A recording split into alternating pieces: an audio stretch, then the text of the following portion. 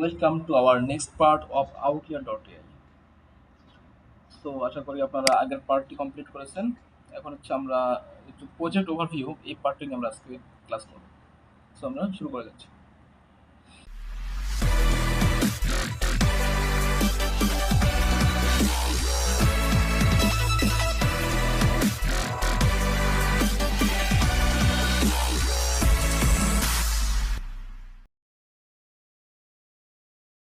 এটা কিন্তু আপনারা আপনাদের আগের পেজটা ছিল।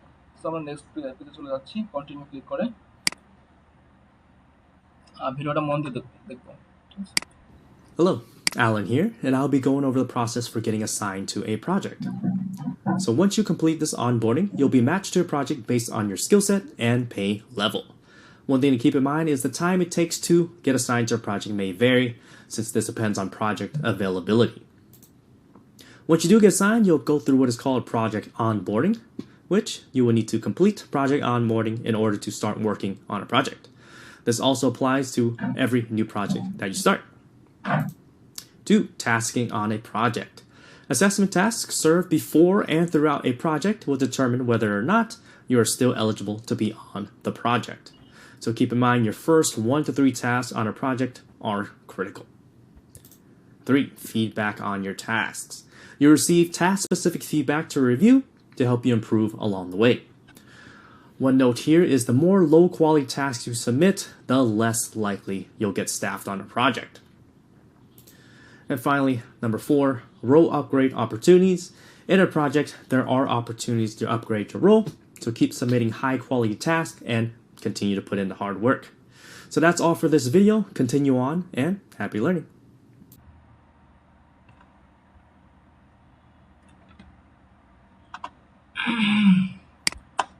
Hello, Alan here. সো আশা করি ভিডিওটা দেখছেন। এখন আমি হচ্ছে ভিডিওটার উপর একটু এক্সপ্লেন করতে চাচ্ছি। সো আমরা সাথে থাকেন। How does getting assigned to a project work? ঠিক আছে, মানে কিভাবে আপনি প্রজেক্টটাকে অ্যাসাইন করবেন, এই প্রজেক্ট ওয়ার্কটা আপনাকে অ্যাসাইন করা হবে ওটা বলা আছে।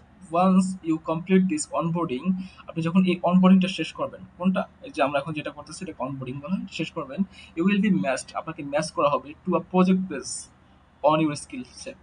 আপনার যে স্কিলগুলো আছে ওটার সাথে সেট করে ওরা আপনার ওর মানে আউটলিয়ার এআই আপনাকে ট্র্যাক করে আপনার যেটা আপনার সাথে স্কিলের সাথে ম্যাচ করে ওই টাইপের আপনাকে প্রজেক্টগুলো ওরা আপনাকে দিবে অ্যান্ড পে করবে লেভেল অনুযায়ী। ঠিক আছে, this can happen within 1 hour, এটা হতে পারে 1 ঘন্টার মধ্যে, অথবা may take up to 2 weeks, এবং 2 সপ্তাহ নিতে পারে, ডিপেন্ডিং অন প্রজেক্ট অ্যাভেলেবিলিটি। যদি প্রজেক্ট অ্যাভেলেবল থাকে এই মুহূর্তে তাহলে আপনাকে 1 ঘন্টার ভিতরে প্রজেক্টটা দিয়ে দেবে, আর যদি অ্যাভেলেবল না থাকে ওরা আপনার 2 সপ্তাহ মতো সময় নেবে, মানে এর ভিতরে দিবে। সো তারপর হচ্ছে আমরা একটু যাচ্ছি সামনের দিকে আগায়, কি বলে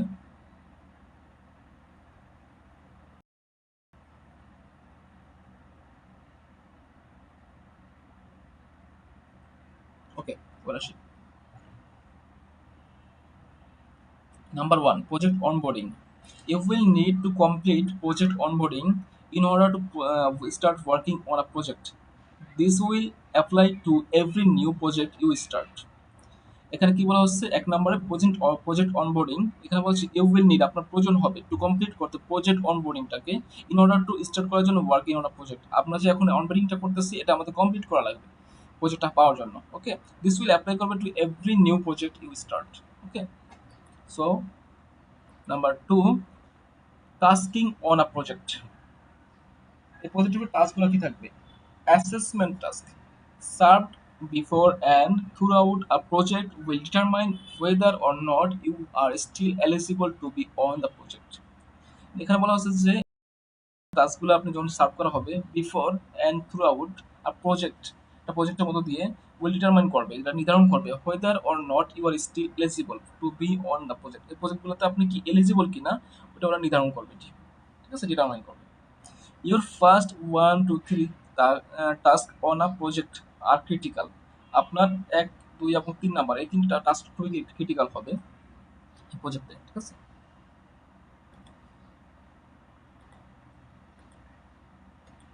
3 নাম্বার কি বলা হয়েছে? ফিডব্যাক অন ইউর টাস্ক, আপনার কাজের উপর ফিডব্যাক দিবে না। ইউ উইল রিসিভ করবে task specific feedback to review. আপনাকে ওরা আপনি যখন কাজগুলো করে দিবেন ৩ টা কাজ, তারপর আপনাকে কি করবে? ওরা একটা ফিডব্যাক পাঠাবে। ঠিক আছে? যে আপনার কাজগুলা রিভিউ করে ফিডব্যাক পাঠাবে আপনার কাজগুলা ভালো হইছে না খারাপ হইছে। কোয়ালিটিফুল হইছে না কেমন হইছে। এখানে আবার বলা হয়েছে the more low quality task you submit. যদি আপনি খুবই লো কোয়ালিটি টাস্ক সাবমিট করেন তাহলে the less likely will project. তাহলে আপনাকে প্রজেক্ট খুব কম আসবে। আপনারা যদি কোয়ালিটিফুল টাস্ক সাবমিট করতে না পারেন আপনি প্রজেক্টে কাজ পাবেন না। এটা। Number 4, role upgrade opportunities. Role upgrade are available on most projects. এই রোল আপগ্রেডগুলো মোস্ট বিভিন্ন প্রজেক্ট বেশিরভাগ অধিকাংশ প্রজেক্টগুলোতে অ্যাভেলেবল থাকে। এই জন্য রোল আপগ্রেড অপরচুনিটিসটা সবচেয়ে বেশি পাওয়া যাবে। এটার উপরে কাজ করতে পারবেন বেশি। সো এই হচ্ছে এই ভিডিওর মূল 4টা টপিকস। তারপর আমরা নেক্সট পেজে চলে যাচ্ছি। ওকে,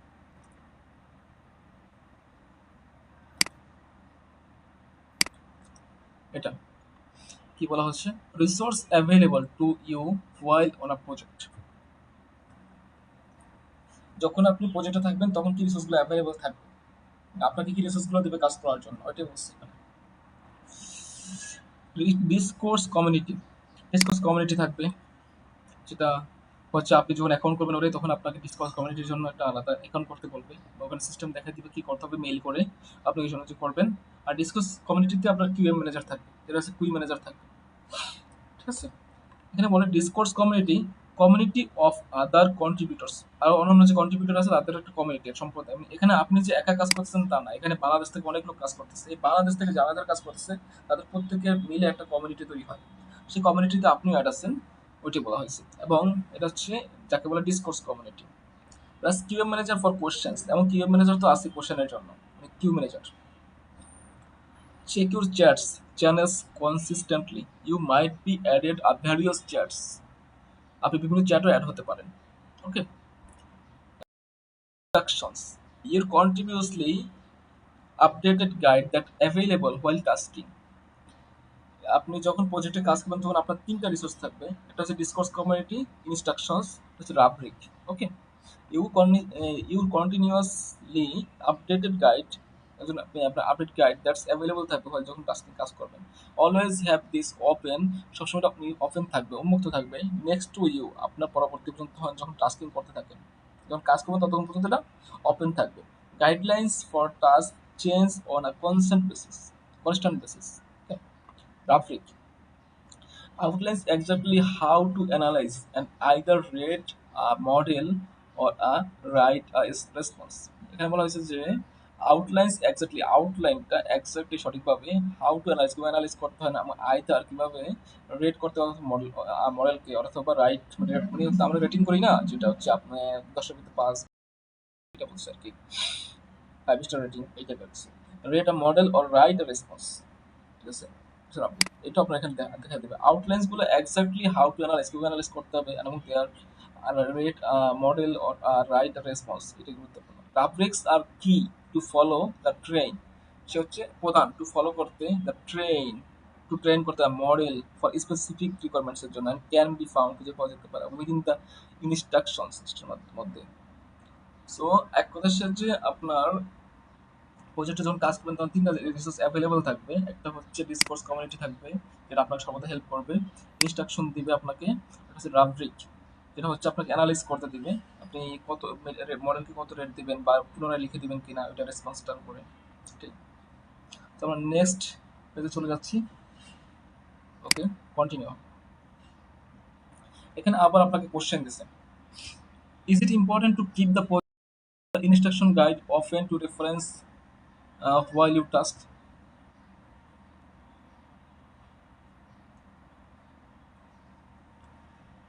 এখানে বলা হয়েছে যে পপ কুইজ, একটা কোশ্চেন দিছে আপনাকে, এখানে আপনাকে জাস্ট আপনি কি শিখলেন তারপর একটা জাস্টিফাই করতেছেন। No, it is not important because all projects are mostly same. No, no. Yes, it is important to as every top project has unique tasks and requirements. আমি এটা answer করবো। ওকে, অবশ্যই প্রয়োজন, আমার প্রজেক্টের জন্য ইনস্ট্রাকশন খুবই গুরুত্বপূর্ণ।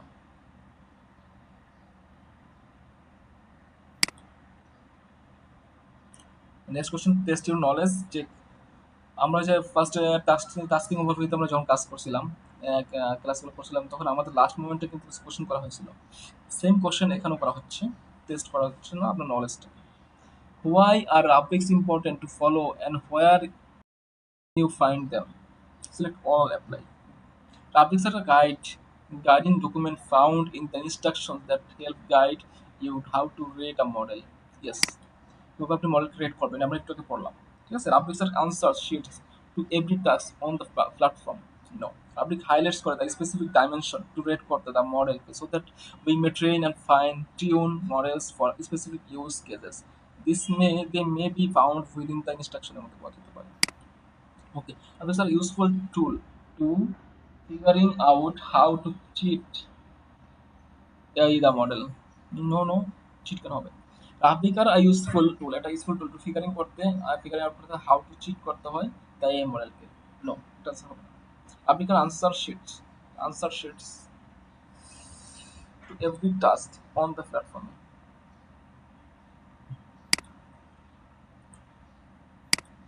Shit. No quite. Try again. Right, তাহলে আমাদের আনসার হচ্ছে দুইটা। রাব্বিক আমি এটা কিন্তু প্রথম আপনার ফার্স্ট টাইমই অ্যাভয়েড করে গেছি, পরে আমার কথা কেন জানি মনে হলো যে না, কোশ্চেনটা কারেক্ট হইতে পারে।